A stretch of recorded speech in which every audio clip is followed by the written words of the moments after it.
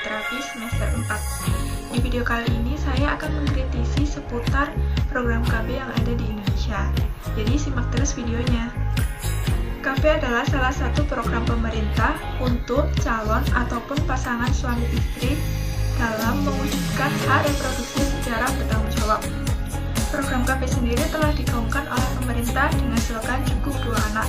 Tujuan KB antara lain yaitu yang pertama, menghindari kelahiran yang tidak diinginkan, yang kedua, mengontrol interval kehamilan, yang ketiga, mengontrol waktu kehamilan dengan usia ibu, yang keempat, menentukan jumlah anak dalam keluarga.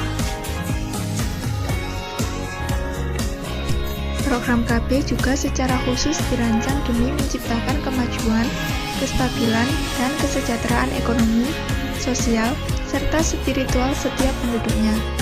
Wujud dari program keluarga berencana adalah pemakaian alat kontrasepsi untuk menunda atau mencegah kehamilan. Macam-macam alat kontrasepsi antara lain yaitu kondom, spermatisida, vagina diafragma, pil KB, suntik KB, susuk KB, serta spiral.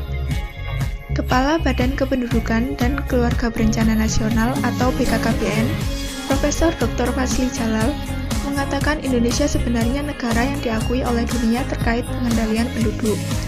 Namun, beberapa tahun terakhir, angka keberhasilan tersebut semakin menurun.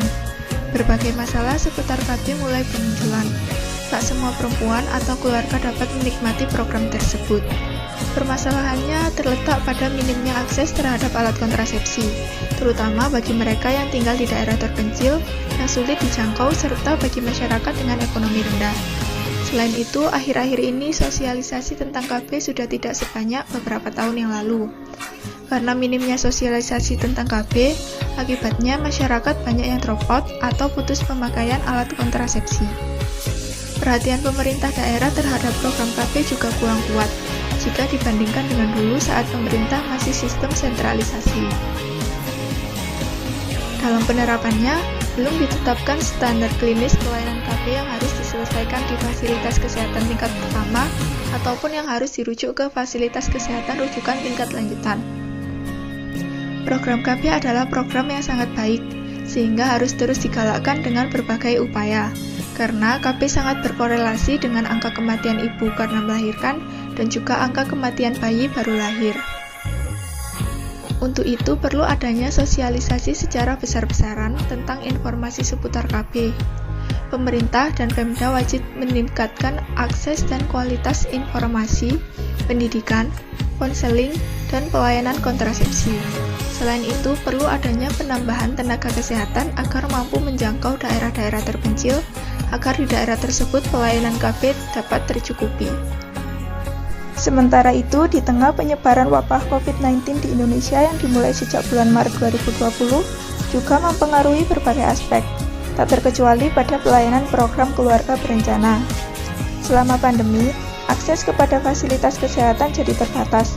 Masyarakat juga sulit dan merasa takut berpergian hanya untuk mendapat layanan KB, sehingga akhirnya memilih menunda layanan. Sementara produksi dan distribusi alat kontrasepsi terhambat akibat berbagai macam pembatasan.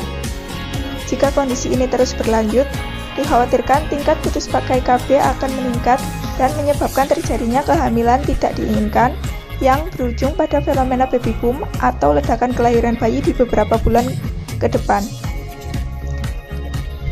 Di samping itu, perempuan hamil mengalami sistem imun yang rentan, sehingga bisa menambah potensi penularan COVID-19 bagi diri sendiri dan orang lain.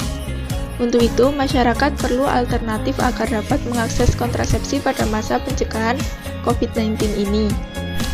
Yang pertama, kita dapat mengunjungi atau memanggil dokter maupun bidan ke rumah. Yang kedua, membeli kontrasepsi secara online. Jangan lupa untuk memastikan tanggal kadaluarsa sebelum membeli. Usahakan juga untuk hanya bertransaksi melalui gerai-gerai resmi.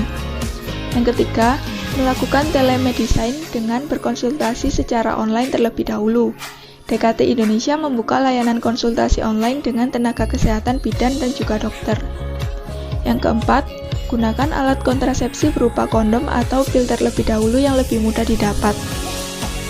Sayangnya tidak semua masyarakat dapat mengakses fasilitas tersebut. khususnya bagi masyarakat yang berada di desa-desa maupun daerah terpencil. Untuk itu, perlu adanya bantuan pemerintah untuk menjangkau daerah-daerah tersebut. Sekian video dari saya, terima kasih. Wassalamualaikum warahmatullahi wabarakatuh.